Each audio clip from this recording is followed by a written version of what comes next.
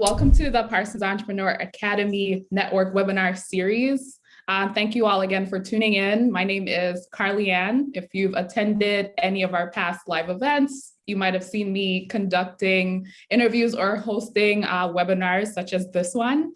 For those of you who are new to the platform, the Parsons Entrepreneur Academy's mission is to empower creative entrepreneurs like yourself with the skills that you need to build a sustainable business around your craft. And we carry this mission out through our 3 pillars, which includes mentorship, training courses, community, such as our network. And you can visit parsonsentrepreneur.com to learn more about our ecosystem and our product offerings. So for today's webinar, we're going to be talking about self-employed taxes and the things that you as a creative should know. So it's going to be delivered by one of our amazing course authors, Andy Smiles.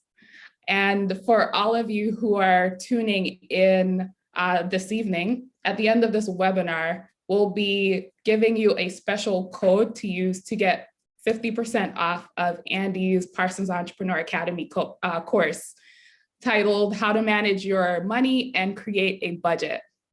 So there's a section in this course that covers taxes and things like tax deductions, but overall, it's going to teach you how to manage your business finances as a creative. So we'll provide more information on that toward the end of the webinar.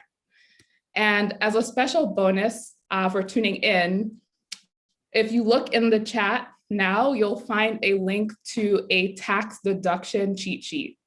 So this cheat sheet has a list of tax deductions that you can write off, and Andy's going to touch on that a bit more. So for the next 60 minutes, Andy is going to present, and throughout the 60-minute presentation, she's going to be taking questions after each section.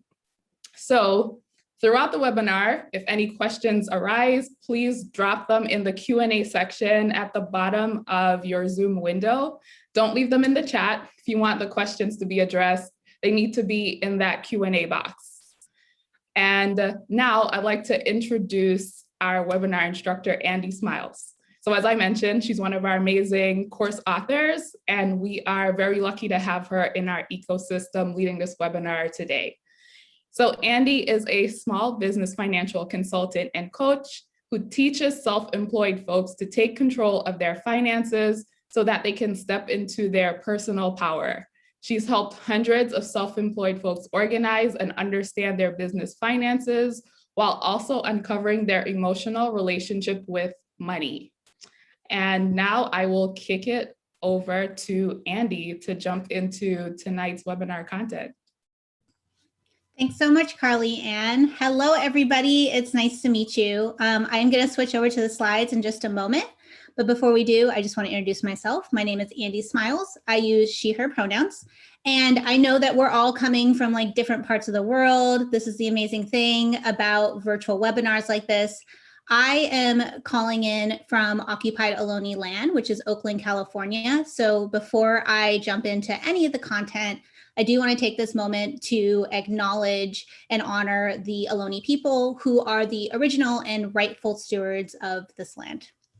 Okay, and with that, I'm going to do the awkward thing where I have to switch over to my slides. So just give me 1 second. Okay, we did it. Actually, we didn't. I need to close this so I can see. There we go. Okay, now we've really done it. So welcome to Self-Employed Taxes 101, what every creative should know. If you are not here to learn about taxes, I am sorry, you are very, very much in the wrong place. I'm gonna close this because I can't see the Q&A. But maybe you are in the right place and you're meant to be here. So a little bit about me. Like I said, my name is Andy Smiles, and I am a small business financial consultant. I have a background in bookkeeping. So a lot of what we're going to talk about today, which is about how to get ready for your taxes, actually comes from my background as a professional bookkeeper for many, many years. I've been in the finance industry for 11 plus years, which is really amazing to say. And as Carly Ann mentioned, I'm also a course instructor for the Parsons Entrepreneurship Academy, which you will will hear a little bit more about my course later on. I do want to preface this workshop with one key piece of information, which is that this is not a workshop about how to file your taxes. And what I mean by that is that this workshop is not a workshop that is going to go over how to fill out your Schedule C line by line. This is more of a broad overview about how self-employed taxes work, what type of taxes you pay, how to lower your tax bill, and then how to, because we are in tax season, start to get yourself ready to do your taxes. So if you're expecting to learn, how to pull out a tax form and what to fill in all the boxes, this is not the workshop. And quite honestly, I don't recommend you do that yourself. I recommend you hire somebody or use something like TurboTax anyway. Also, we had a huge update yesterday from the IRS. So I want to let everybody know that this is real news. Carly Ann mentioned that she was like, I don't actually know if that was true or not, because it was on Twitter. The IRS has extended the 2020 tax deadline to May 17th for individual tax returns. So there's a couple things about this. First of all, your individual tax returns are no longer due on April 15th for federal taxes. They're now due on May 17th, which is awesome news. That gives you a whole extra month to do whatever you need to do to file your taxes. But the other thing to keep in mind is this is only for individual returns. So anybody who is a partnership, S Corp or C Corp is still required to file their tax return on March 15th. So that was a few days ago, but that was the tax deadline. That did not move. The other thing to keep in mind about this is that right now, we don't know how states are going to react to this. So even if the federal government says, sure, you can file your taxes on May 17th, your state might not agree with that, and your state might still honor the April 15th deadline. It's unlikely that that will be the case. When they changed the deadline last year, the states very quickly, within days, followed suit. But I just want to call that out. If you're getting too comfortable and you don't double check with your state, you may miss an important filing deadline for your state. But as federal tax returns go, the new tax deadline for 2020, so it's last year's information that you're going to file your taxes for, is May 17th. Okay, with that bit of good news, let's just jump into self-employed tax basics. So really what we're going to talk about here is how you are taxed as a self-employed person.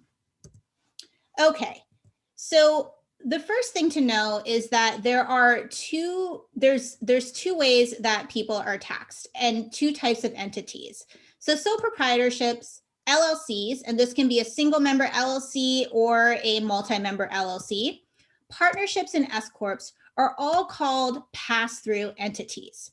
So you may notice that there's something not on this list, and that is a C Corp. So a C Corp is not a pass-through entity. And quite honestly, we're not going to be talking about C Corp taxation today, because more than likely, most of you are going to fall into one of these four types of business setups, legal structures, legal entities. They have a lot of names. People refer to them in many different ways, but essentially, if you are running your business and filing your taxes as one of these four things, sole proprietorship, single or multi-member LLC, partnership, or S Corp, you are what is considered a pass-through entity. So how do pass-through entities work? When you're a pass-through entity, all of the profits of the company are passed on to the owner's tax return. And the owners are going to pay income tax on the business profits on their individual tax returns. So your actual business itself does not need to file its own tax return. Sometimes businesses have to file what we call informational returns. So like an S Corp has to file an informational return with the government, but the business itself doesn't incur a tax liability. The tax liability is passed on to the owner. And that's different from a C Corp, which does actually have its own tax liability as an entity. So I know that was a lot of words. So here is a visual of how this works. So your business has taxable profit. That profit gets passed on to you, the owner, and then you, the owner, are reporting that as income on your personal taxes. So these can often be called also flow through entities. So this is the way that the money is flowing through your business all the way down to you and your taxes. This is a really important thing to note, and this confuses a lot of newer business owners. When you're a pass-through entity, what you draw out of your business doesn't equal the taxable profits. In other words, if your business has profit and you decide, you know what, I don't want to take any of this money out. I just want to like keep all the money in the business. I'm not going to touch it. Maybe you have like another job or other income and you're like, I'm never going to withdraw any money from the bank account. Sometimes people do that thinking that's going to help their tax situation, but it actually won't matter because again, it's not about where the money went. It's whether or not the business has profit, and the profit is what you're taxed on. So let's look at this little chart here. So let's pretend like we have a business, a pass-through entity, and the total revenue is $100,000. Then we have our tax deductions. So we're going to subtract that from our total revenue. And then we have the profit. So the profit is $60,000. You are taxed on this $60,000, right? That is what you're taxed on. That is in the eyes of the government. What is your personal income? So let's look at a more common situation. So the first three are the same. Your money makes I hope your money is making money, but your business makes $100,000. You have tax deductions or business expenses, which are $40,000, and then you have your profit, which is $60,000. But let's say you withdraw out of that $60,000 of profit, you only take out $40,000, right? So you're only like living off of $40,000. The rest of it you keep in the business. You're like, I'm going to reinvest it or do whatever. So what is it that you're taxed on? So if we look at this, we have a little bit more to work with. So are we taxed on the profit, the owner pay, or what's left in the business? You are still taxed on the profit. So if you have not been withdrawing money from your business because you think it's in some way going to support your tax situation or you will have less to be taxed on, take care of yourself. That actually is not what's going to impact your overall tax bill. The only time that this is not true is if you're a C Corp because the taxation structure is a little bit different. Okay, so before we jump into the taxes that you pay, I'm just going to look at some of the questions because I do like to answer questions after every single section because I don't like people to get stuck on something that I said like 20 minutes ago and not be able to focus on the rest of the content, especially because this stuff is confusing, like money, tax, legal entities, fancy IRS words, like it's pretty confusing. So we just want to make sure that like everyone is like able to move forward with the content. Okay, so some of these questions about the best way to manage taxes and the percentage you should deduct for federal, state, and city taxes. This is all stuff that we can save for Q&A because it doesn't actually pertain specifically to this question. Lisa's question is, as an S Corp, would you still put yourself on payroll? Yes, even though an S Corp is a pass-through entity, you still will put yourself on payroll.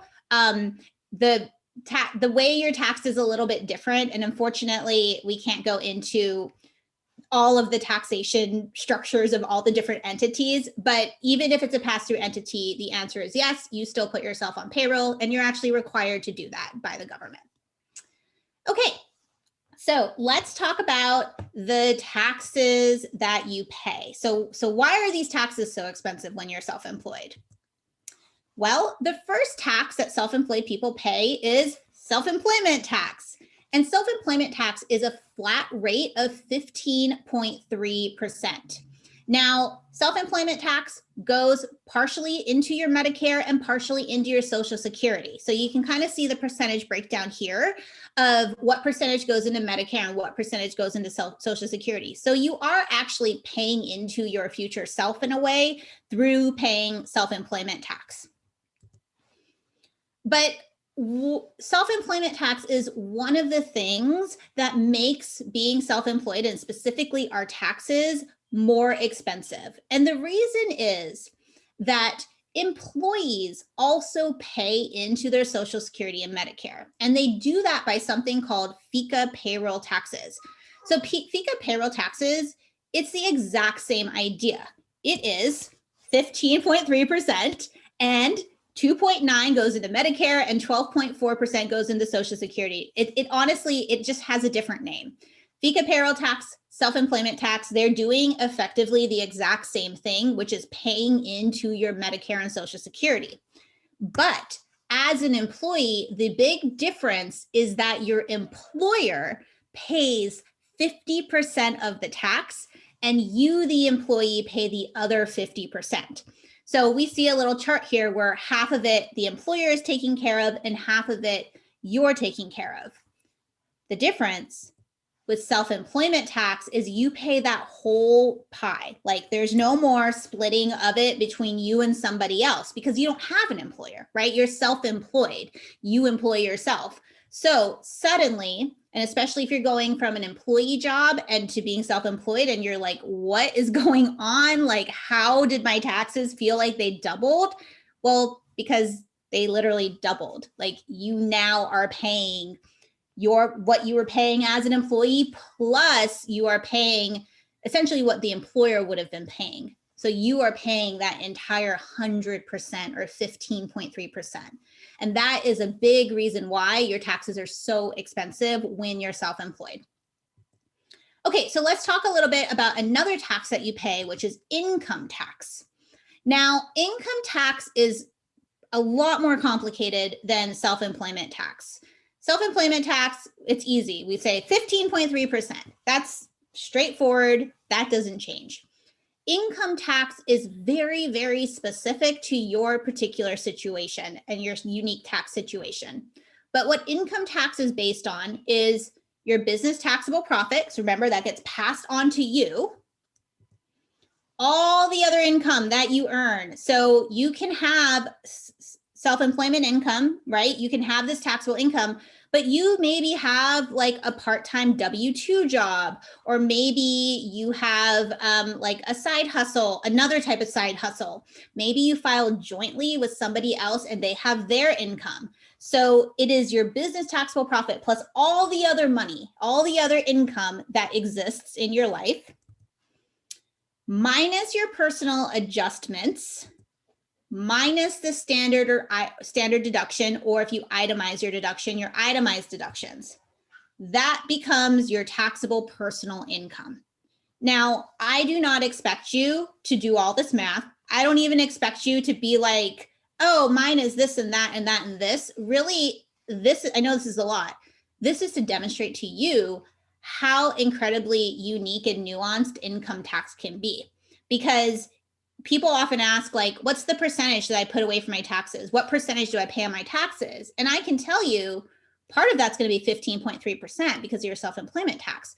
But when it comes to your income tax, because of all of these factors here on the screen, I can't just say your income tax is X, right? I can't just tell you it's X percentage, because there's all sorts of things that are contributing to what you're going to pay income tax on. The other thing about income tax is that it's based on your tax bracket. Now, the thing that's a little bit confusing about US tax brackets is that we have, in our tax system, we don't pay just a flat percentage on all the money we earn. So for example, if you are in the 22% tax bracket, you don't just pay 22% on all the money that you make, right? What you're going to do is you'll be taxed 0% up to a certain threshold. The next chunk of money that you earn, which is really,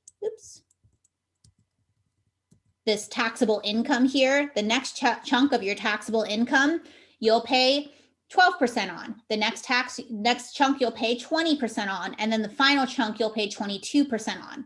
Which again is why it's really challenging for financial professionals in particular, like myself, to just say this is the percentage, because it's never the same for anybody, right? Everybody has a unique tax situation. And because of the way that our tax system works, where we don't just pay 22% on everything we earn, it kind of like tiers up. It's difficult for us to give you blanket percentages. But what I can tell you is that the total taxes you pay are self-employment tax plus income tax. So it's not one or the other. You have to pay both. which again is just why self-employed people, their taxes are so expensive.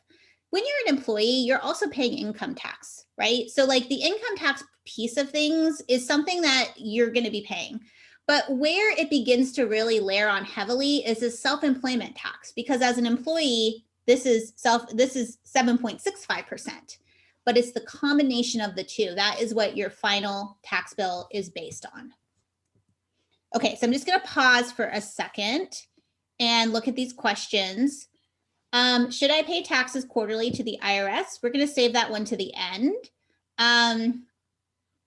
Kelsey, I think I answered your question. If I had some earnings as an employee and some earnings as a self-employed, how does that pan out on the taxes? We talked about that. They're going to be combined for your income tax. What are ways to really legally reduce taxable income? That is sort of what a lot of this webinar is going to be about. So we're going to skip that one. If you pay the IRS and state, will that get refunded? So if you overpay the IRS and the state, so let's say you're paying more taxes than you need to because you're estimating, then you will get a refund, or you have the option to credit forward that overpayment towards your next estimated tax payment. So for example, if you would have gotten a $3,000 tax refund and your next estimated tax payment is $3,000, you can actually choose to put that towards that $3,000. And then you just wouldn't need to make that estimated tax payment. And remember, the overpayment, so when you get your final tax bill, it's not split up between Social Security or self-employment tax and income tax. So there's no splitting. It's not like the IRS is like, here's one bill for one and here's one bill for another. It's all combined on your personal owner tax return. Because remember, you as an owner, you are filing taxes for all of it. So there's no like, does the overpayment go towards your personal tax liability? It does, because the payments that you're making towards your taxes throughout the year are towards your personal tax liability. It's really confusing because we think of it for our business, but ultimately those profits are passed on to us personally. Okay, so let's talk about tax deductions and why tax deductions are simply the best. Okay, so tax deductions, how do they work? So reminder, you are taxed on your profits. So tax deductions, we love them because they lower your overall net income and your overall tax bill. Because remember, our net income, which if it's a positive number is profit, which then you're taxed on, that is what your taxes are based on, right? Self-employment tax, we know, has a direct correlation, 15.3%, and your income tax takes that profit and adds it to all the other stuff. We minus some other stuff, and then we get your income tax. So tax deductions very directly impact how much you're going to pay on taxes. So we'll come back to this example that we looked at earlier, where we had our revenue minus our tax deductions equal our profit. And we see here that tax deductions are really doing a lot of the heavy lifting in terms of reducing what we're going to pay on our taxes. Because if we were paying 15.3% on our total revenue, if we're just looking at self-employment tax alone, paying 15.3% on $100,000 versus $60,000 is a pretty big difference, right? So for us, we really want to maximize those business tax deductions. Okay, so the next question that most people have is, I love tax deductions. I get it. I want them all. They're going to make a big difference in my business. So how do I know what my business tax deductions are? So the IRS defines a tax deduction as an ordinary and necessary expense for your business. So ordinary expenses are expenses that are common for all businesses or folks or people in your industry. So examples of this can be like advertising, like running an advertising, like paying for advertising like Facebook ads or marketing costs. That's something that all businesses do, right? You don't have to like justify that as being something that's necessary for your business, right? There's no justification there. Other types of ordinary tax deductions are bank fees, travel expenses, and office expenses, right? So the types of stuff that's common that businesses commonly have to pay for in order to exist. Rent would be another example. Necessary are expenses that are helpful for you to run your business. Now, I want to be really clear about the language here. The IRS says this, expenses that are helpful. The expense does not need to be indispensable to count. So it isn't as if it isn't about, oh, well, you could run your business without it, so you don't need this. It's about, is it helpful for your business? Is there a value add or benefit to your business due to the expense? For example, if you are a graphic designer and you decide to take a course on learning a new software, well, you could run your business without learning that software and just keep making money with the software you already know, right? You're not required to improve your skill set. But does it help you to improve your skill set? Does it make it so that you have more opportunities for work? Does it make you more desirable for clients? Yes, it is helpful to you, but it's not indispensable. It's not like your whole business is going to crumble and nobody will hire if you don't take this class. So this is where the necessary piece of a tax deduction comes in. Tax deductions are also going to be industry-specific supplies. Because remember, everyone has a different need in their business in terms of like what's going to help them run their business. If you are a painter, you need painting supplies, right? You need canvases, you need brushes, you need paint, you need drop cloths, you need all that. Me as a financial consultant, I don't need painting supplies, right? That doesn't have a helpful benefit to my business. So oftentimes, sometimes tax deductions, they're not just as literal as like, oh, it's advertising, everybody has that. You really have to lean in and think about what's common for your industry and what is going to be helpful for you to run your business. So honestly, if you want to know about how to save money on your taxes, it's learning your tax deductions and really, really getting clear on all the things that you can do to reduce your tax bill. So unfortunately, we can't do a whole webinar on tax deductions. It honestly would just take 2 hours. So we don't have the time for all of that, but that is where the tax deduction cheat sheet comes in. So that was something that they put in the chat that you can download for free. And that has a list of common tax deductions for most businesses. The way I recommend you use something like that cheat sheet is actually to go through it and circle the ones that apply to you. Because the reality is that you're not going to have your business will not have every single one on that list. Like that's not realistic, right? I'm trying to make a list for all sorts of different types of businesses and people. So we can't, it isn't that you should expect to spend money on all of those things, but what is helpful is to go through the list, circle the ones that you're like, oh, that applies to me. That applies to me. Oh yeah, I buy software in my business. Oh, yep. I have video and photography equipment. Yeah, I run Facebook ads. I have marketing. To go through and circle the ones that work for you, and then to use that as like a cheat sheet when you're thinking about buying things in your business, because that really is like tax deductions are what lower your tax bill. Like if you can do nothing else and you have no more time and you're like, I got to get out of this webinar, it's 30 minutes in and I have to go do something, learn your tax deductions. That's really my biggest piece of advice. Okay, so I'm just going to go through carryover loss. We'll save that one to the end. If you don't make a profit, then, and this I guess kind of goes back into carryover loss. So if you don't make a profit on your business, there's nothing to tax you on. Now, the thing about the pass-through entity is the profit and the loss passes on to you. So if you take a loss in your business, so let's say your business spends more money than it makes and you have a $10,000 loss, that $10,000 loss also is applied to your tax, to your overall tax situation. So if we go back to think about income tax, instead of it being taxable profits plus your all your other income, it's your losses plus all your other income. So a loss would have a negative in front of it, right? So let's say you have $60,000 in W-2 income and you took a $10,000 loss in your business. Well, you're going to subtract $10,000 from that $50,000. So it works both ways. The profits pass on to you and the losses pass on to you.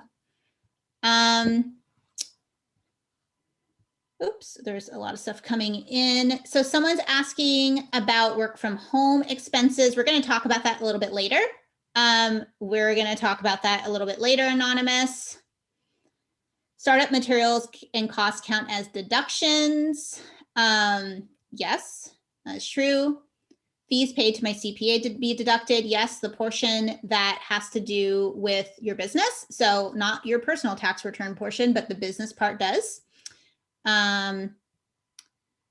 If you're operating at a loss, are there any flat fees or taxes owed for being self-employed? No, but you still have to pay all your licenses and permits. And in some states, you have to pay like an annual LLC fee, things like that. But does the government charge you like $1,000 a year just to exist as a self-employed person for tax reasons? No.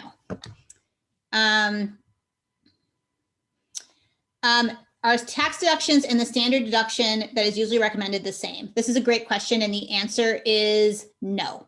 So we're talking about tax deductions, your business tax deductions, not standard or itemized tax deductions. That's a personal thing. So for most of you, you're probably filing a Schedule C. That is where, when you're self-employed, you report the money that you make and your business expenses. And then remember, we have our little like taxable profits at the bottom. So when you are, those deductions exist independently of the standard deduction. The standard deduction is something that everybody gets unless you choose to itemize your deductions. But that option, standard or itemized deductions, you're an employee, you're self-employed, you own an S Corp, you own an LLC, whatever, you always get that option. Just you get that for existing. It's like the little thing the government gives you just for being a person, right? And that will change based on if you're filing jointly with someone, if you have kids, so on and so forth. So that exists completely separately from your tax deductions, your Schedule C tax deductions or your business expenses.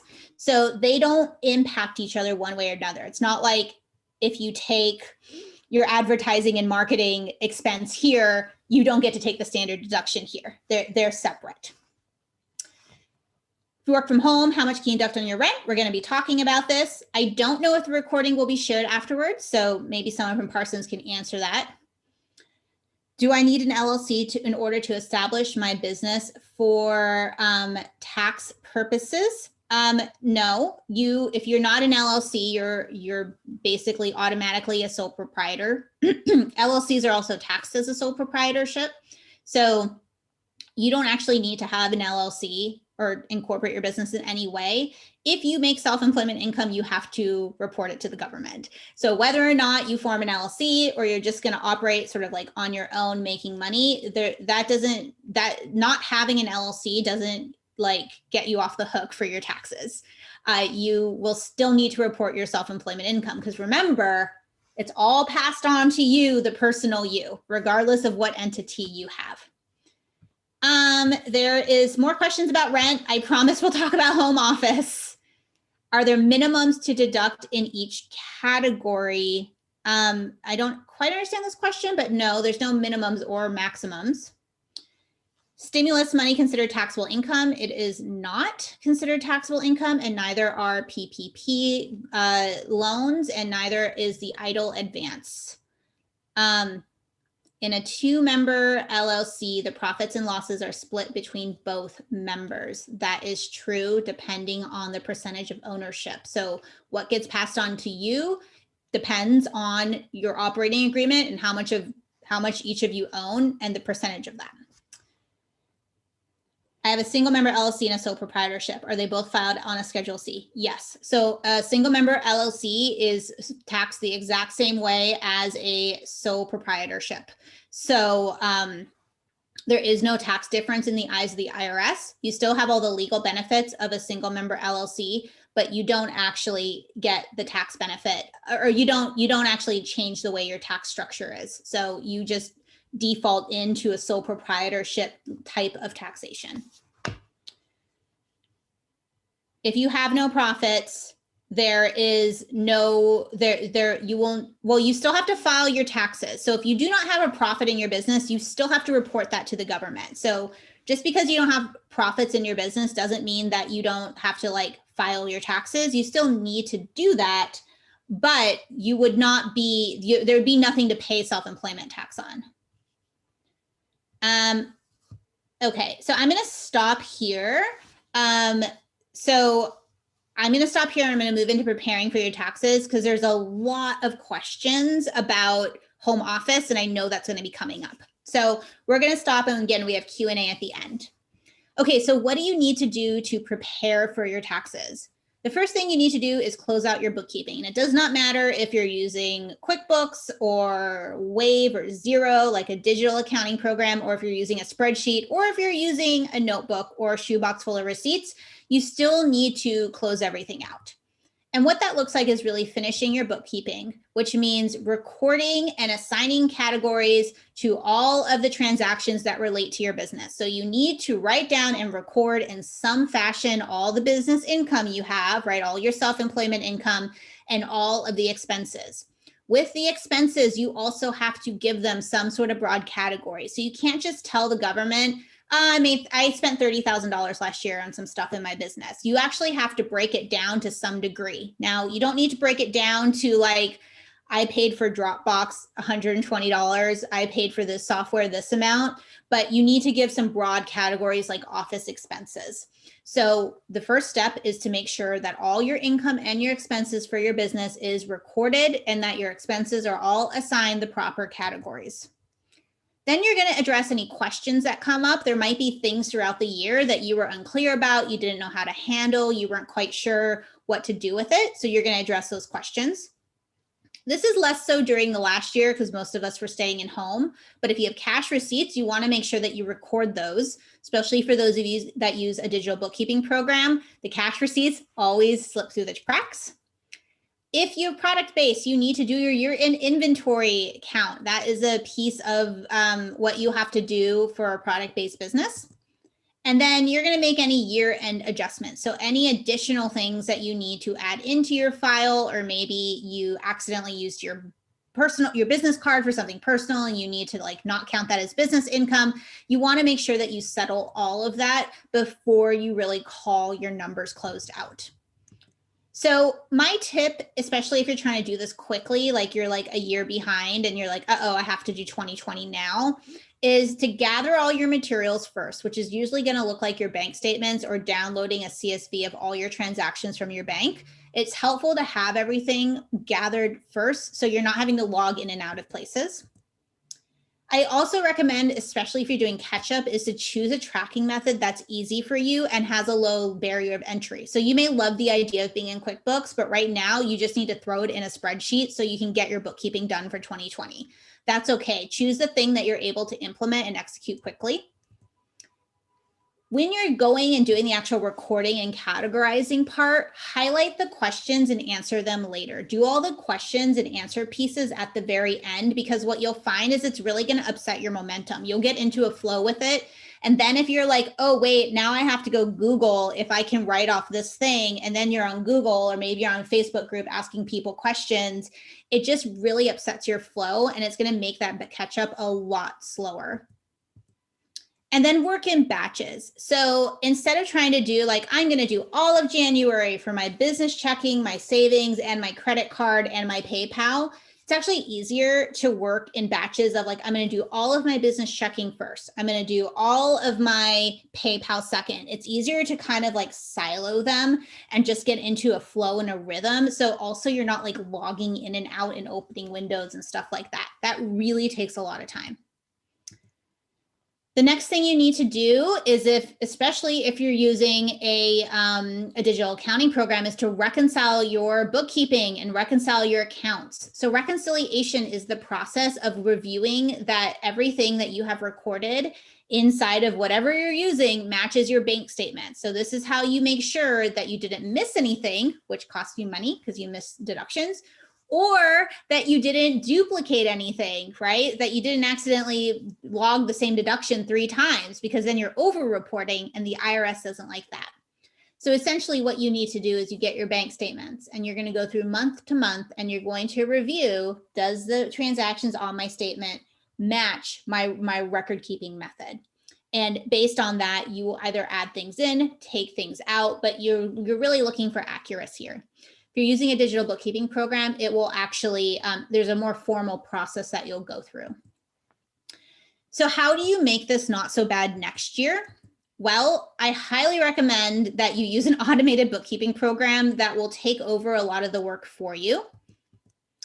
Also doing your bookkeeping at least one time a week or at the very minimum once a month. That will really keep you on top of this stuff and you won't be doing these like huge like outputs of work all at once.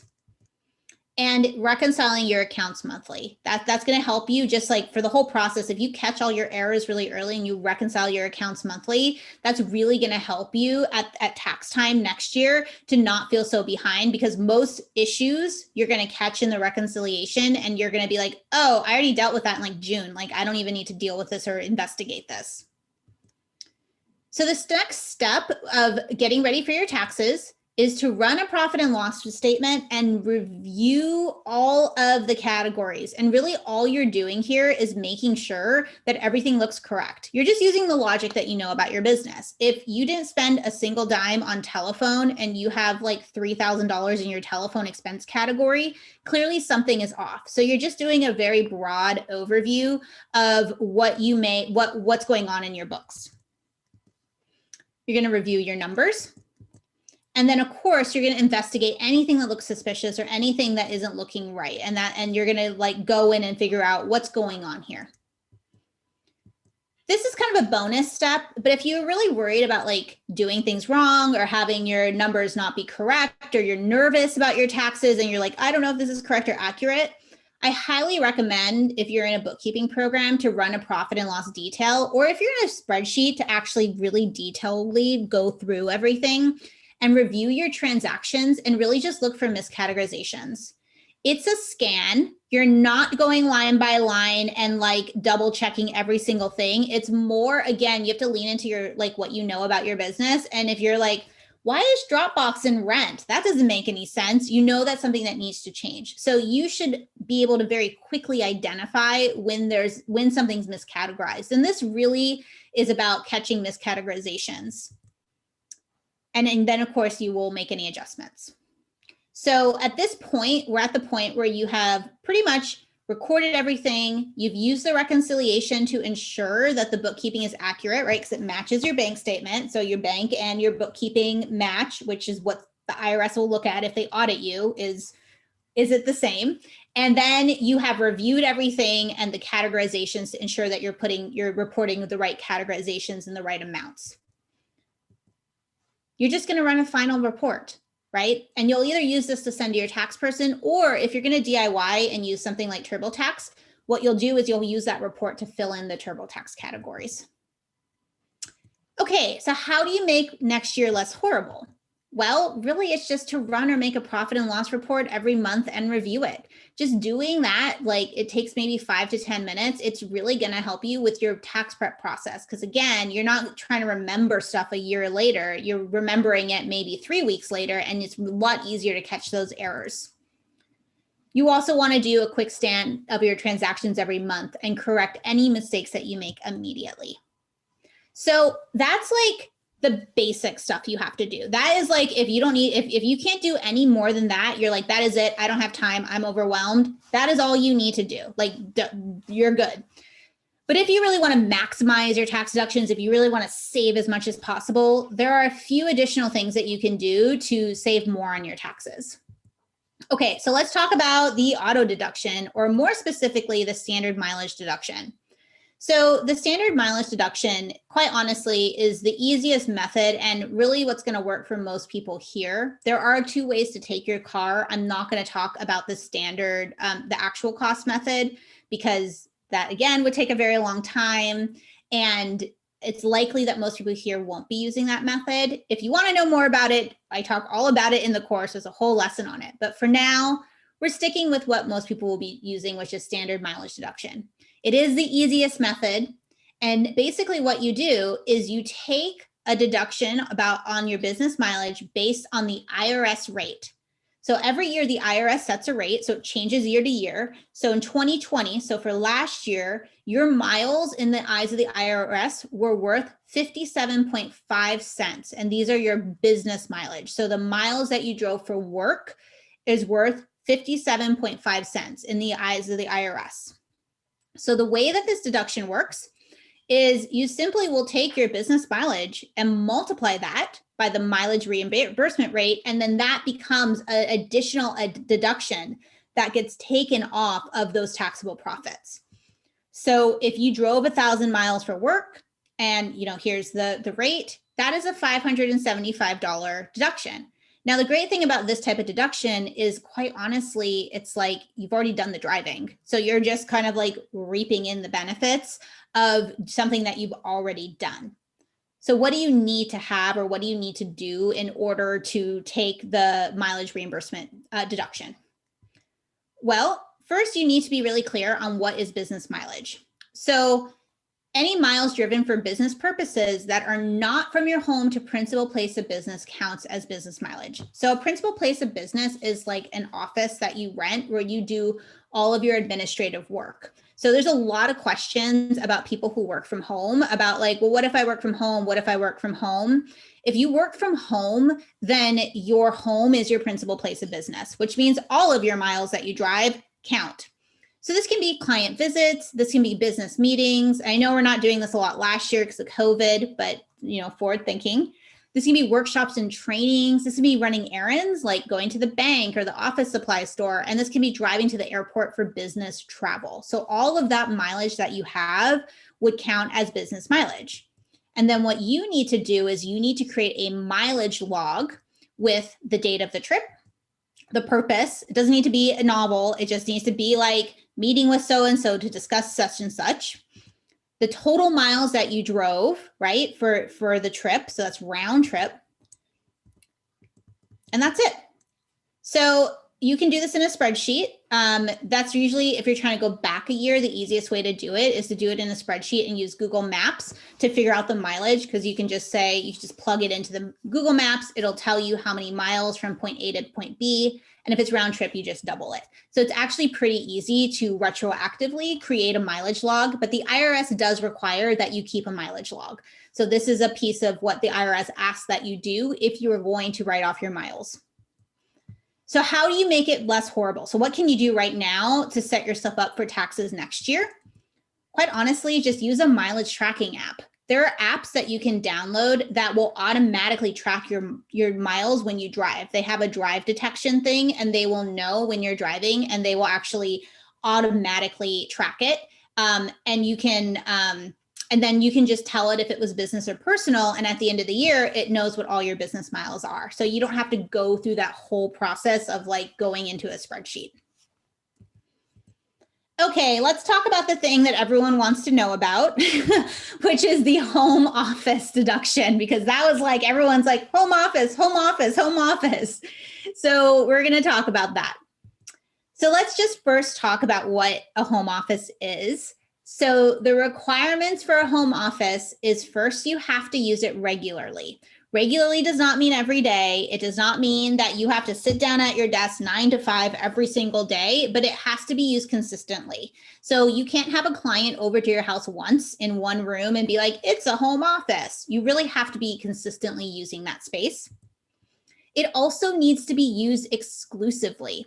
So exclusively means that it's not shared with any other personal living space. So if you're trying to write off like the side of your couch, like the corner of your couch as a home office, that's not going to work. Or a lot of times people are like, I want to write off half of my dining room table as my home office.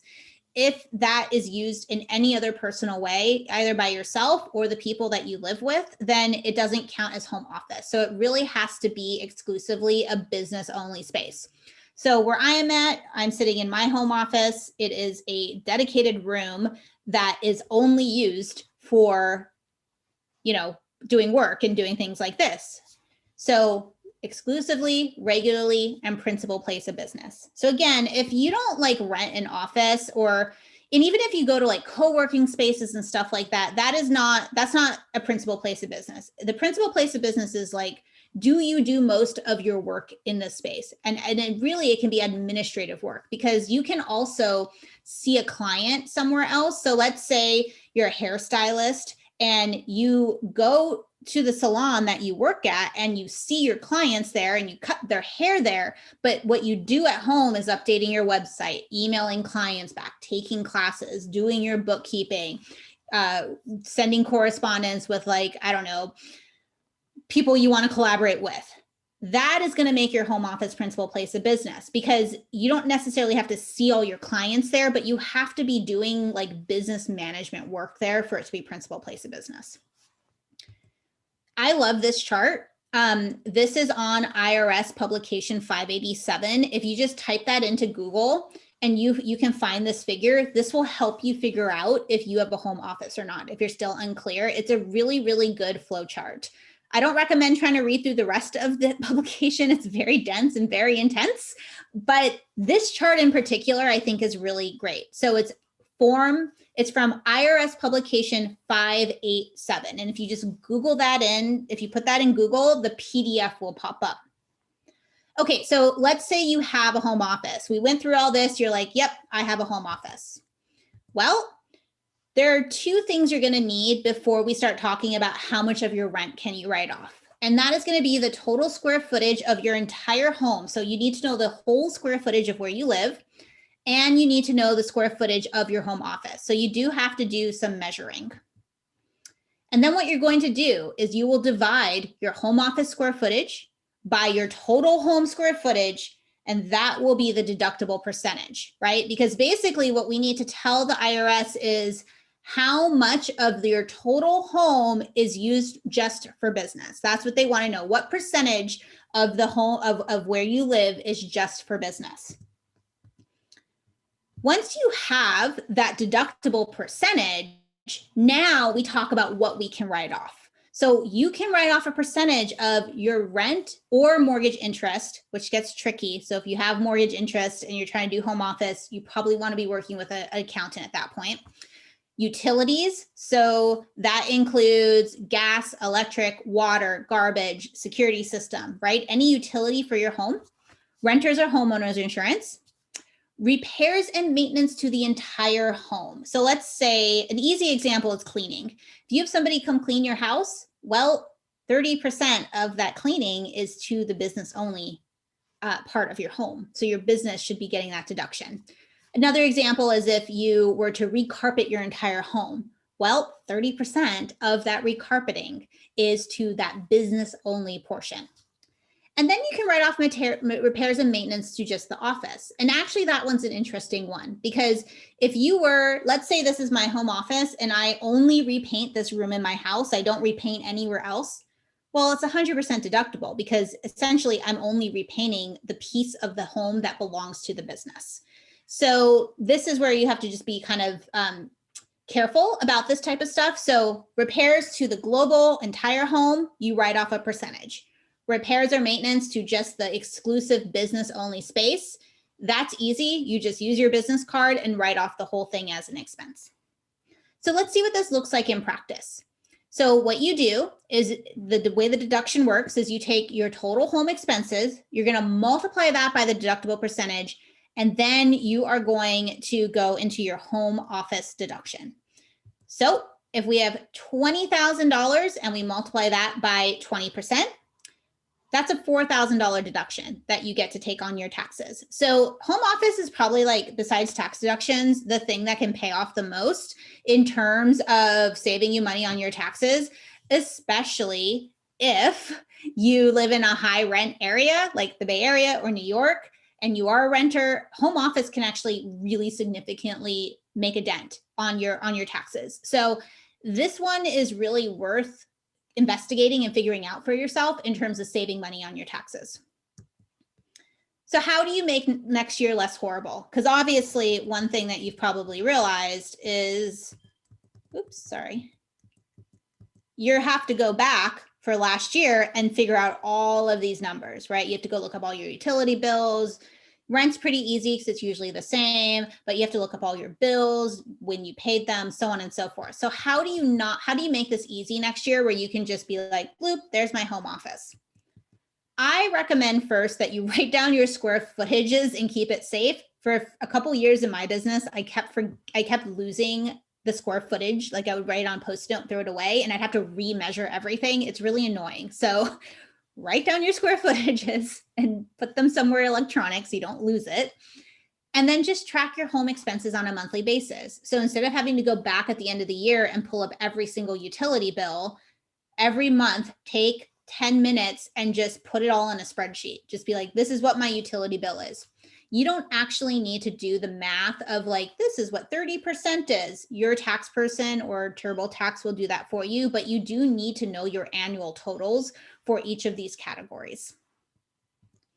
Okay, so let's talk about the last step of prepping for your taxes, which is getting ready for missed deduction. So how do you make sure that you've really squeezed and gotten every deduction?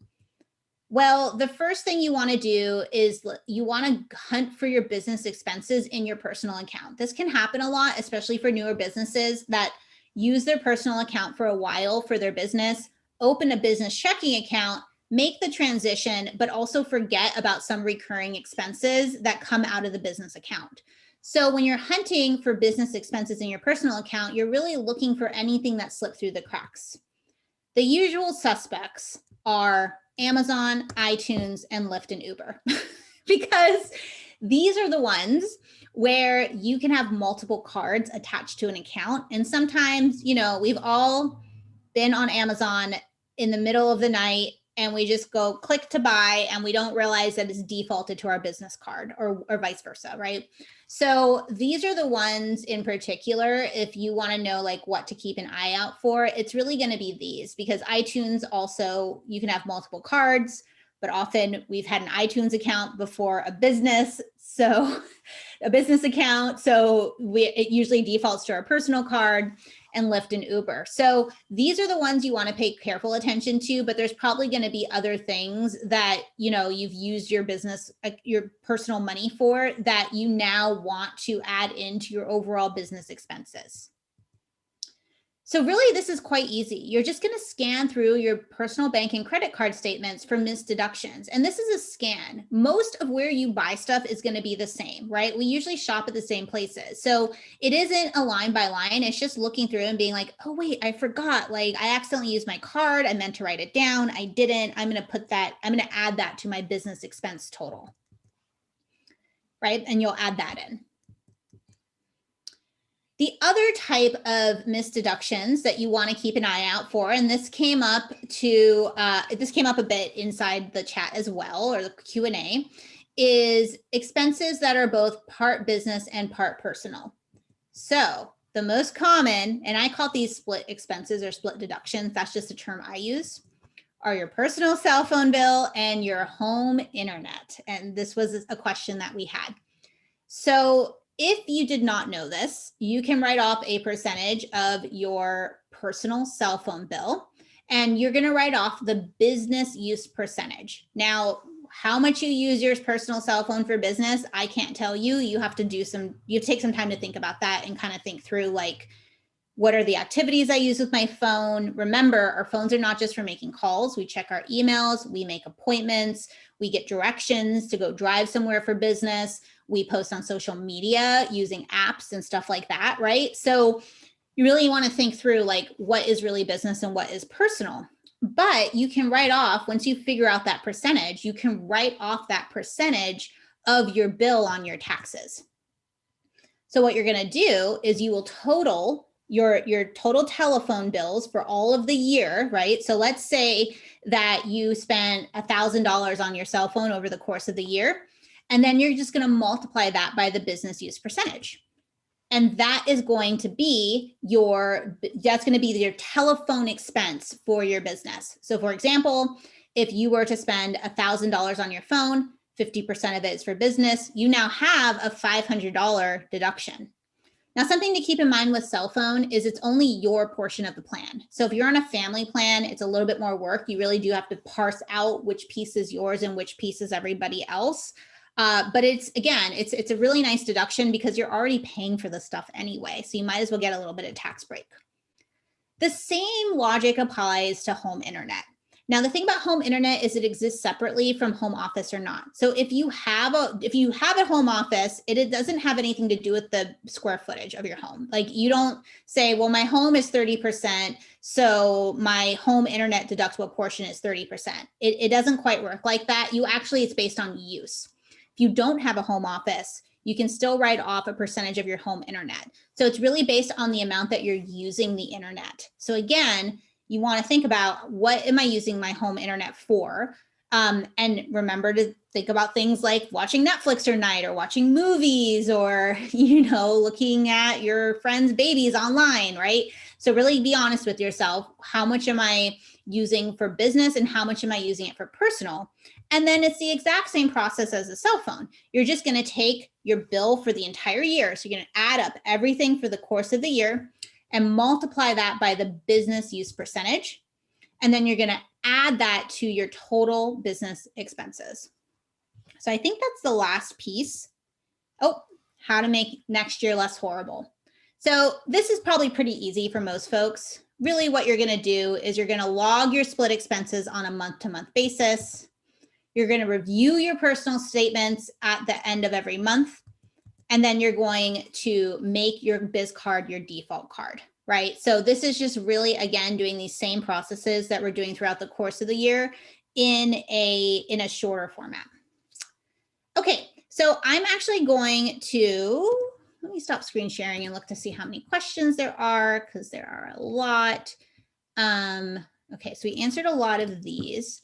So the last thing I just want to talk a little bit about before we just get fully into Q&A is going to be DIYing versus hiring somebody. Because people often ask me, they're like, do I really need to hire somebody or can I DIY? So I want to give you just like some very basic guidelines about DIYing versus hiring. So who can DIY? And when I say DIY, I don't mean filling out tax forms by hand. I mean using a software like TurboTax. So in general, sole proprietors and single member LLCs are better candidates for DIYing than anybody who is like an S Corp or a C Corp, or even a partnership, because you do have to file informational returns and it gets a little bit more complicated. Service-based businesses with simple income and expense structures also are good for DIYing. Like if you're like a coach or even like a designer and you just kind of like do some work for people and they pay you and then you have some basic expenses, there's not a lot of nuance or complication in your tax situation. Another good candidate for DIYing is new businesses that have minimal income and expenses. So if you're just getting off the ground, you don't have a lot going on yet, things are really simple, again, you can DIY. And businesses without big fluctuations year to year. So maybe you actually have been in business for 3 to 4 years, but things have been pretty steady, which means like maybe you make 10 to 20 grand more a year, but you're not actually like wildly fluctuating in your business, or you haven't had like a huge growth spurt. So you didn't go from making $50,000 a year in profit to $200,000 a year in profit. That is another person who can DIY. But let's talk about who should hire. So businesses with unusual expenses. So I saw there's some very specific questions in the chat or the Q&A about, certain things. This is when you really want to hire somebody, because you need somebody to ask your super specific questions. And just to be honest, somebody on a webinar that doesn't know your tax situation can't answer those questions for you. You really need to talk to a professional who can answer specific questions for you. Product-based businesses or retail shops with inventory. When we bring inventory and COGS or cost of goods sold and products into your business, it does become more complicated from a tax standpoint. So you really would consider needing to hire a pro. Oops. Scaling businesses that need tax advice. So if we talk about that person that maybe started at $50,000 in profit last year and this year made $200,000 in profit, at that point, you need strategic tax advice. And so that is when you want to hire somebody. And then we have S Corp and C Corp owners. There are a lot of nuances to how, especially with S Corps, there's a lot of stuff that you have to do differently than what a sole proprietor or single member LLC can do. For example, how you write off part of your home office is totally different than everything we just talked about. So you really want to be hiring a tax professional to guide you through all of those things, because you do have to do some additional setup in order to maximize your deductions as an S Corp. So that is where a professional and an accountant is going to be able to come in and help you. So I'm going to stop. Carly Ann is going to hop on, and then we'll get into Q&A. All right. Thank you, Andy. So really quickly, so that Andy can get back to Q&A, because there are a lot of questions, just wanted to update you all on the offer that we spoke of. So if you look in the chat, we are going to drop the offer code. It's Money Boss, and you can apply that code by following the link that's also going to be dropped in the chat. And that will take you to the checkout page for Andy's course, How to Manage Your Money and Create a Budget. And this code, Money Boss, will get you 50% off of that course. This offer ends next Monday, March 22nd. So if you're interested in taking the course, I'll encourage you to take action and apply the code and get enrolled. All right. So Andy, I will let you get back to the Q&A. Awesome. All right. So we're going to jump into Q&A. Okay. So I'm going to go through some of these, to be honest, because there are a lot of questions and we only have, a finite amount of time. I'm going to try to answer the ones that are that can apply to more than one person. So if it's super, super specific, also, because I don't know your tax situation, it's unethical for me to answer something specific. But we'll go back up to the top. So there's a question about, as a one-person LLC, what is the best way to manage your taxes? I feel like this was probably answered in the workshop. So if it wasn't, feel free to ask again. But I think we answered this. Again, the question, what percentage should I deduct for federal, state, and city taxes? We talked about this again. I can't give anybody a specific percentage because the percentage is really based on your unique tax situation. What I can say, because a lot of people are probably wondering, but how much do I save every month, or how do I save for my taxes?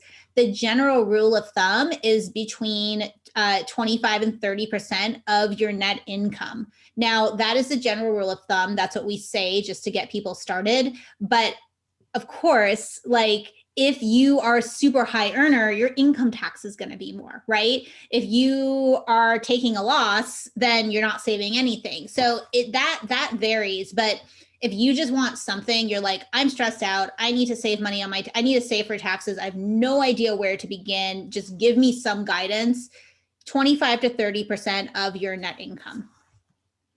Should I pay quarterly taxes to the IRS? If you have taxable income, yes. So the IRS expects you to pay quarterly taxes if you think you will owe more than $1,000 in taxes at the end of that tax year. So, that is, I don't know your unique situation, but if you are making any kind of any profit that's over $10,000 to $15,000, then you're likely going to owe more than $1,000 at the end of the tax year. And you do need to pay quarterly taxes to the government.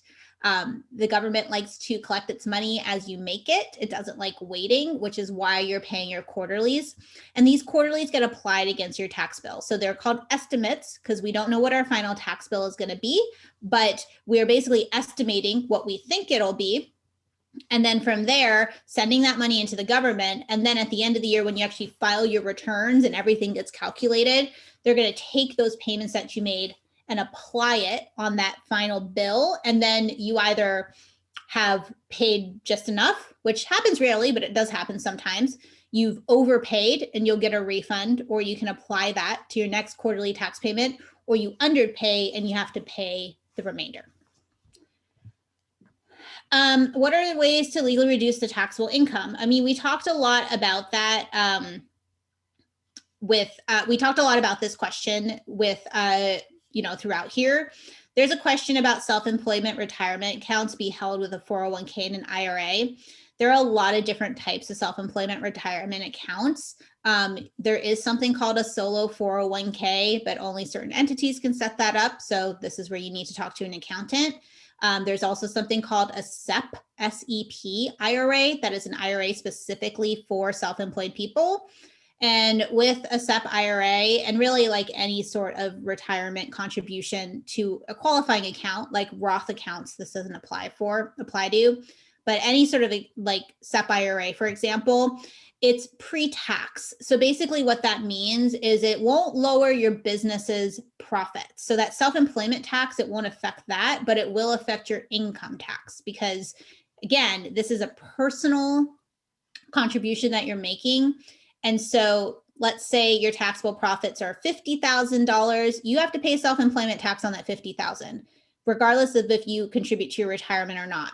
But if you were to contribute $10,000, then the government will actually say, well, your taxable income, your taxable profits were 50, but we're going to subtract 10,000 to credit you sort of it for this retirement contribution. So now you pay income tax on 40,000, not 50. So it affects your income tax, but it doesn't affect your self-employment tax. So that's why a lot of the things that we talked about earlier were more geared towards like affecting more like all the taxes. We talked about losses already, so we'll skip that one. We talked about working from home expenses. We already talked about that in detail. Another work from home we talked about.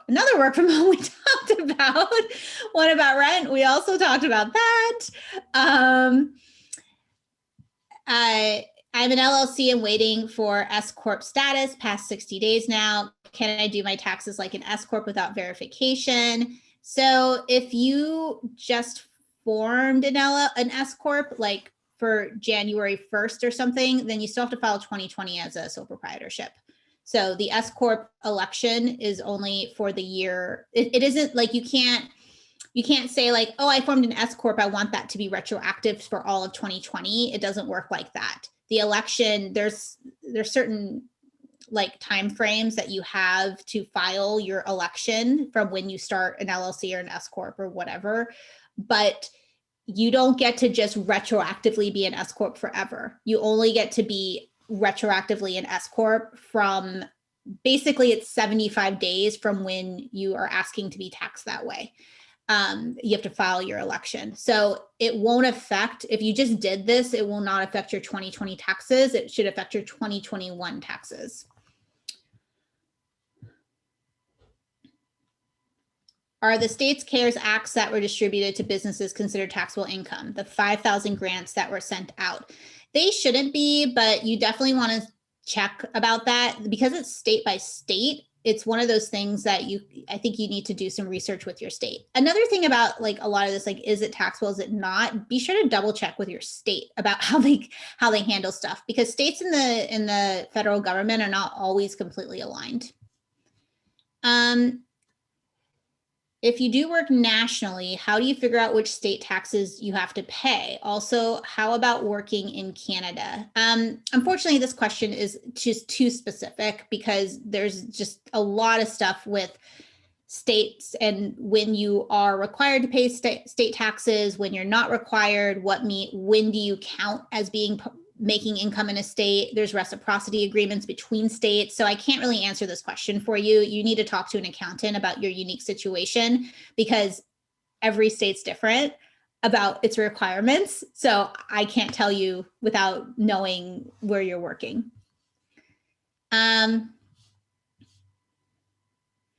If you have losses on your Schedule C for 4 years, are you rendered a hobby instead of a business? No, what makes you a hobby, and there's actually, we talk about this in my course, is whether or not you have the intent to make a profit or not. So if you are trying, even if you take a loss because your business isn't picking up, if your intention is to make profit, if you are trying to make this into a business, then you are a business that's taking a loss, not a hobby. How is uncollectible debt handled? This, in some cases, depending on how you file your taxes, can be written off as a deduction as bad debt. But again, this is very specific about how you file your taxes and what accounting method you use. So you'll need to talk to an accountant about that. If I'm just starting my business and have expenses, buying equipment, and not generating revenue yet, can I still take deductions for these expenses? Yes. If you are just buying stuff, again, you have to be trying to make this a business. So maybe you're like buying equipment and stuff, but you're like building your website and you're like trying to figure out your marketing and stuff. Yeah, you can, you're just taking a loss.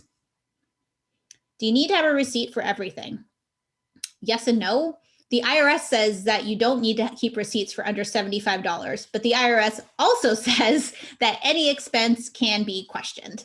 So it's a little bit like, well, they say not really, but if they really want to know, it's kind of on you.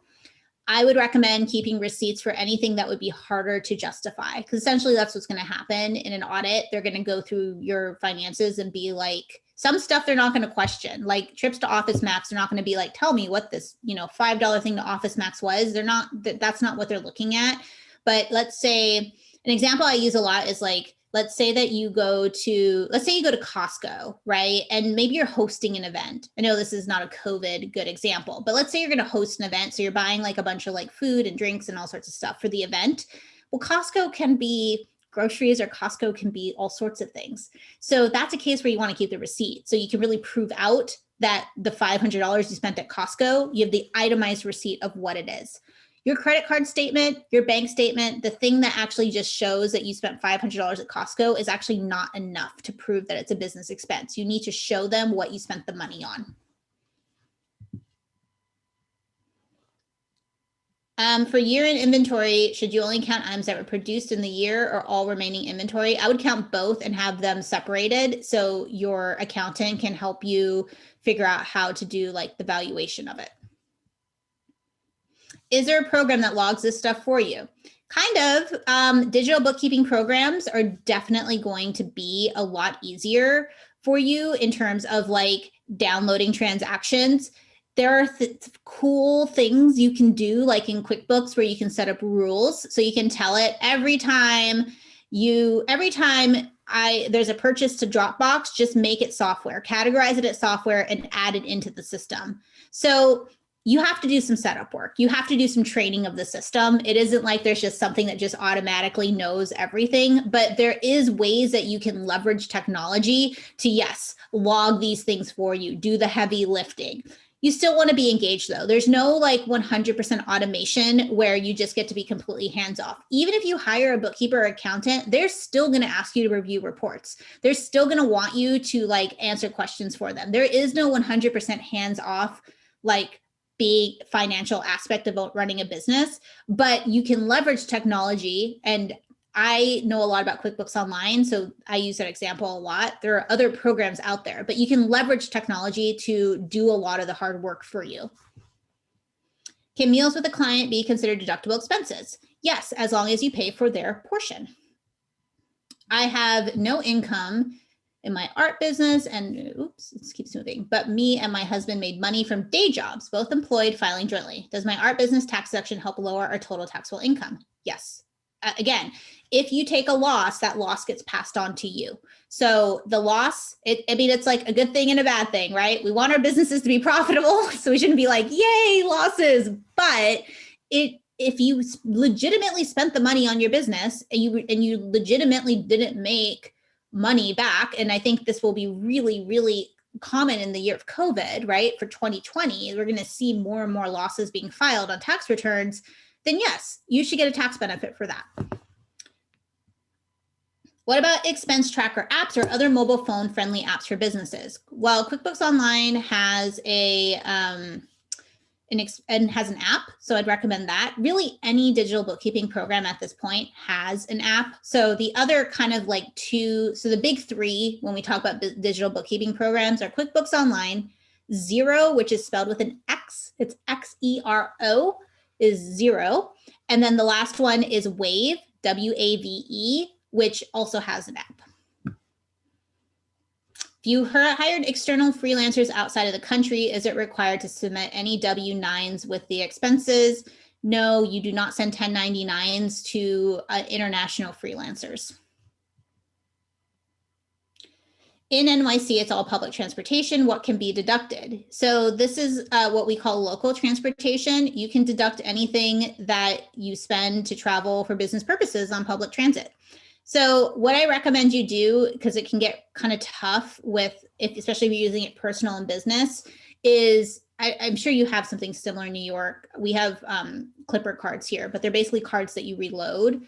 I would recommend you have two. One that's for personal, one that's for business. You can mark them, put stickers on them, whatever, and then have the business one linked to reload from your business checking account and the personal one to your personal checking account. Because then every time that reload goes in for the card, you can just count it as a local transportation, local travel expense. Can we deduct standard deduction and the cost of gas? No, you can only do one or the other. The only time that that's different is if you rent a car and you're traveling for business. So the actual cost method is where you can deduct things like gas and repairs and insurance. Standard mileage deduction, you just get to exactly what we talked about. You take your total business miles, you take the mileage reimbursement rate, and that's that. So you only get to do one or the other.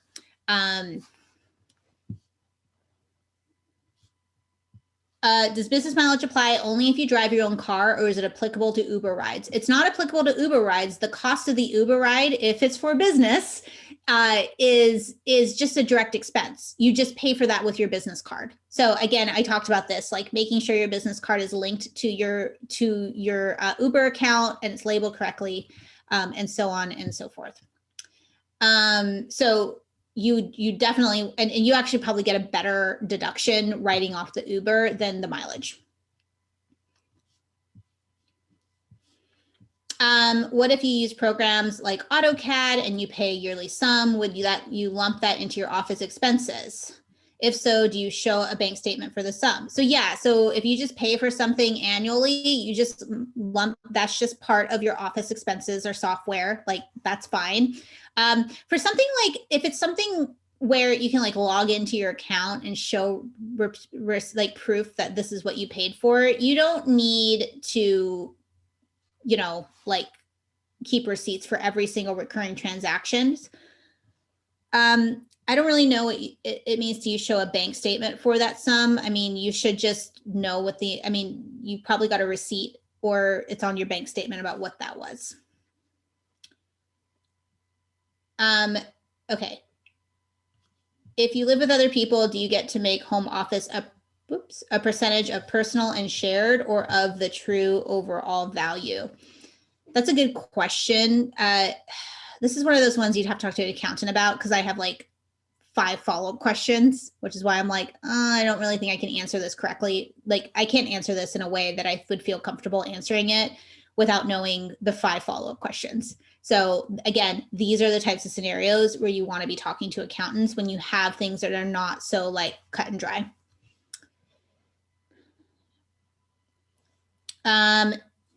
I live in an 8x8 single room that has a loft. I sleep on the lofted bed and use the first floor as my office. Does that mean I get to deduct 100% of my rent each month once I have formed my business LLC? This is another one you need to talk to a tax person about. The answer is probably no, because there is personal space. So you won't be able to get to deduct 100%. What I would likely do, but again, you're going to need to talk to a tax person, is I would actually measure the lofted space, and then I'd measure the bottom space, and that would become the total space of your living spaces. And then of course, that's where you would figure out the percentage. What about gift cards? Treat like cash? I'm not quite sure so I think you're asking about like you using gift cards. Yeah, gift cards, you're just going to treat them like cash. But honestly, I would use gift cards only for personal things. I want to use them for business things. I want my deductions. I'm running my consulting business off a laptop. What percentage of my internet Wi-Fi can I claim? We talked about that. For the phone deduction, does this include the cost of the actual phone appliance itself, or or is the phone an asset? Don't take your phone as an asset. It's way too small to be taken as an asset. Like then you're trying to depreciate something that's depreciating $200 a year. It doesn't make any sense. You can just write off so if you're saying like you use my phone 50% for business, then you write off 50% of the cost of the phone as well, right? Because you're like, well, 50% of this equipment is actually personal. So you'd have to then apply that same deductible percentage to your business or to the actual cost of the phone. For the rent, cell phone, and internet bills that you can write off a percentage of, do you record these somehow in QuickBooks? Do you suggest paying for these initially with your personal account and then somehow charging your business a portion of these? So for the rent, you're not going to put that in QuickBooks because the way you take home office on your taxes is a little bit different. You actually don't want it inside of your QuickBooks. You want to keep it separate. The caveat to that is like you could put it in as an other expense, but I really would just keep it separate and make things a lot easier for you. For cell phone and internet, yeah, you can manually enter those in to QuickBooks and then have it show up on your profit and loss report. For rent, you do want to keep paying for that personally. You don't want to change that over to your business. You could also do a thing with the phone and the internet if you want your business to reimburse you, and that's the cash out in order to take into account the cash. You could do that if it makes it easier for you to track, but you can't do that type of stuff with home office. I'm married, filing jointly. We are both creatives. How do we decide who takes which deduction, like internet? I would probably split the bill by 50% and then you two figure out your deductible portion, or you can just decide that I use most of it, I should just take the deduction. Sometimes my partner picks up things for me for my business. What is the best way to do this? He's not an employee or anything. This is the same thing like deduction hunting. I mean, really the easiest way is to just pay him back via your business checking account. And so you have the direct expense to like just call it what it is, which is a reimbursement for XYZ. But if you're not able to do that, or maybe this is from last year and you're just trying to figure out how to get the deduction in, then you could probably like maybe call this, like treat it like a cash receipt or something. Do you recommend any software over another? I do recommend QuickBooks Online. It's just, I do think it's been the most useful for the people I work with. And also I work with a lot of people that start in Wave because Wave is free. And usually within a year or two, their business has scaled to a point where QuickBooks isn't sustainable anymore. So I'm usually just like, you know what, start off in QuickBooks. The great thing about QuickBooks Online is you can scale up your plan as you need to. So you actually don't need to start with the most expensive plan. You can start with Simple Start, which is like the least expensive. And then when you need to scale, you can scale, but all of your information and data is still in one place. Do unemployment claims get taxed? Biden just signed something a month or two ago, maybe it was a week or two ago. I don't know. What is time in COVID? Where the first 10,000 and some odd dollars of your unemployment is not subject to taxable income, or not subject to income tax, but the remainder is. Where can I find a good CPA that is experienced with design-centric companies? The very first thing you want to do when you're looking for a CPA is to ask people in your industry, because you really want to find somebody ideally who is familiar with your industry. Because you don't want to be teaching somebody about your tax deductions, right? You want somebody that actually is teaching you about your tax deductions. So I would recommend asking all the people you know in your industry who they use. And if people like their CPA, they will tell you that they like their CPA and they will sing their praises. And then from there, you want to, if you can't find somebody in your industry, then you want to look for somebody that's at least familiar with like self-employment taxes, because there are lots of tax preparers out there that just focus on people, like more like employee types of situations, and they're actually not as strong in working with self-employed people.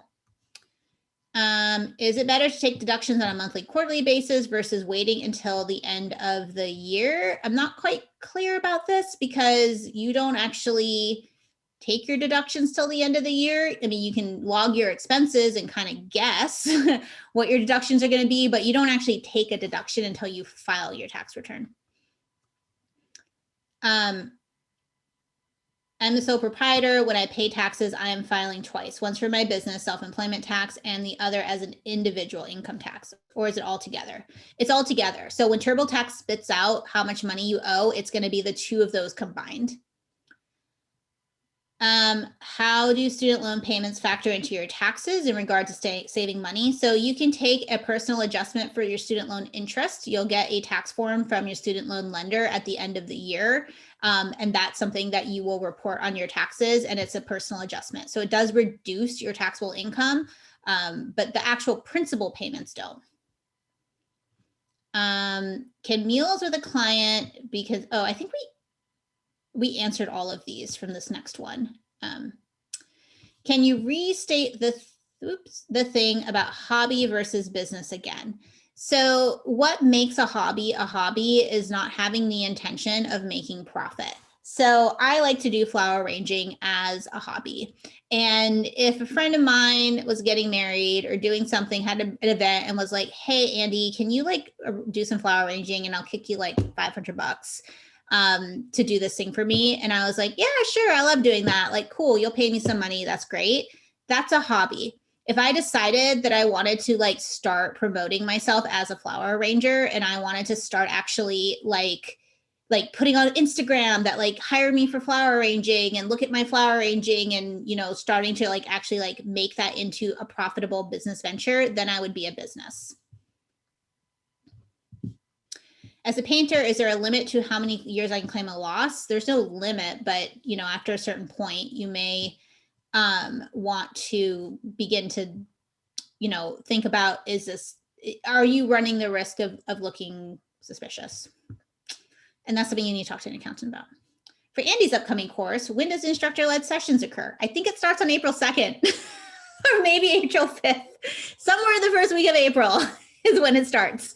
And the course is like, I'm answering these questions so quickly because there's so many of them and I'm trying to get through them all. The course obviously goes into so much more detail about everything. It goes into much more detail about what we talked about today. And the Zoom sessions, I'm not answering, you know, 50 questions in an hour. So I can really talk to you more specifically about your business and what's going on for you and get to know you over the course of the 8 weeks. Amount paid to CPA accountant, is that deductible? We talked about that, that the portion that you pay to do your business is. I see Carly Ann coming back on, maybe to shut us down. Who do you recommend for self-employed payroll software? I recommend Gusto. If we have a jewelry business and spent money on making inventory, but I haven't sold any jewelry yet, is it lost the cost of materials? The inventory is an asset. And for you, I would recommend talking to an accountant about how to handle that on your taxes and how to value that. Within the fashion industry, people are sometimes paid in clothing. Can this be written off for a business? If you are paying somebody in clothing, then like as a gift, or I would actually use like more like marketing, like maybe you're giving like an influencer something, then I would call that like a marketing expense. A CPA and an accountant are the same thing. A CPA is a certified public accountant, and what basically the CP, certified public, just means that they've taken an accountancy exam to get that letter. What percentage should my distribution in comparison to my self-pay stub? This is something I can't answer because this is about S Corps, and I don't know enough about you to be able to answer that question. Is overseas freelance work listed as other income since it doesn't come with a 1099? Are there any tips for working overseas? If you are working overseas, but you are required to file taxes in the US, you still need to report that. So it still counts as income. Should my business pay the internet and electric bill to capitalize on the deduction for the household? We talked about this already. Are CPAs more experienced in entertainment taxes? Honestly, there are enrolled agents who are amazing at what they do in specific industries, and there are CPAs who are amazing what they do in specific industries. I don't think I would get as tied up in like, is it a CPA or an enrolled agent? I would really be looking for somebody in your industry that comes highly recommended. Yes. Do I get a deduction for education costs related to bettering my skills? You do. will the bank statement suffice instead of a receipt? I would get a receipt explicitly saying what your classes you're taking. Oh, thank you so much, Andy. You're very welcome, Kelsey. PPP loan, do we pay taxes if we got one last year? No, PPP loans are not taxable income. What time of the week? Okay, so what day and time of the week? Look at the page. It starts at April 5th, but I can't time the day or schedule. We haven't set the schedule for the Zoom calls yet, which is why it's not listed. I know that because I'm the one doing them. So I can tell you we haven't done that yet. Where do I go to pay the quarterly tax to the IRS? You go to the IRS Direct Pay website or the EPTPS website. But if you just type in IRS Direct Pay, you'll be able to pay that way. Are courses by other professionals tax deductible? Yes, including your Parsons course. If you sign up for my course, that is tax deductible. We answered this question, do unemployment claims get taxed? I answered this, the first $10,000 and some odd dollars are not subject to income tax. That was something that Biden put into effect. The rest of them are. Thank you, you're awesome. I'm so happy. Can you recommend a bookkeeping software training? Where can I get QuickBooks training? Well, very soon through Parsons, very soon. You will be able to get training on QuickBooks by me through Parsons. So keep an eye out. And oh my gosh, I answered all the questions. Okay, that was like a speed round. I've never answered that many questions that quickly. All right, everybody. I am so thrilled that I got to spend this time with you. I don't know if Carly Ann has anything you want to add. Oh, thank you so much, Andy. And thank you for going overtime with us. This was amazing. Thank you, everyone who tuned in for this amazing webinar today. Hope you all are ready to go off and file your taxes, do your deductions, and save your money. So I'll remind you again to use the code MONEYBOSS, which we've dropped in the chat, and we'll drop it again. Follow the link to the page where you can use that code to check out and get 50% off of Andy's Parsons Academy course, how to manage your money and create a budget. We are going to continue having these amazing webinars once or twice a month. So if you'd like to get updates on that, we'll also encourage you to join our network. So you can go to the parsonsentrepreneur.com and join our network, click the network button, and you'll become a member and receive updates on other amazing webinars and interviews that we have coming up. And if you have any questions about our courses or about the offer that we just gave today in Andy's course, please feel free to email us at pea@newschool.edu. We've also dropped that in the chat. We're here to help and answer any questions that you might have. And on that note, Andy, is there anything else that you'd like to say or add? No, thank you all for hanging in here. I know it's a lot of tax information. Let it simmer, just let it all land, and don't, you'll take away what you're going to take away. And I hope I'll see you in my course. And don't forget, the offer expires on Monday. So Monday, March 22nd. So be sure if you want to take the course and use this offer, be sure to take action on that as soon as possible. All right. Thank you, everyone, again for joining us, and looking forward to seeing you at other Parsons Entrepreneur Academy events. Thank you. Bye.